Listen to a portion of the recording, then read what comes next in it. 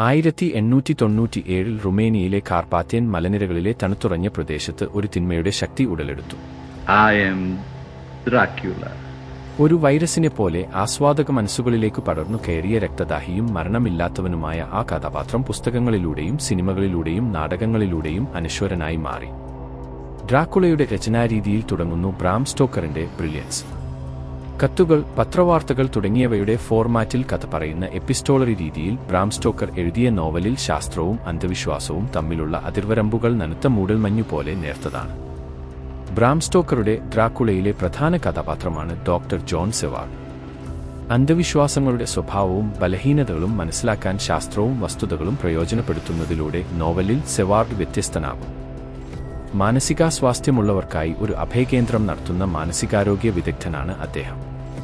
Doctor സെവാർഡിന്റെ സാനിറ്റോറിയത്തിലെ ഒരു രോഗിയായിരുന്നു Renfield.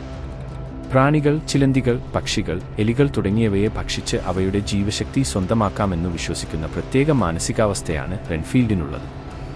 ജീവനോടെ ജന്തുക്കളെ കഴിക്കുകയും രക്തം കുടിക്കുകയും ചെയ്യുന്ന രോഗാവസ്ഥയെ ക്ലിനിക്കൽ വാമ്പയറിസം എന്നും ഡ്രാക്കുള നോവൽ ജനകീയമായതിനുശേഷം റെൻഫീൽഡ് സിൻഡ്രോം എന്നും അറിയപ്പെട്ടു.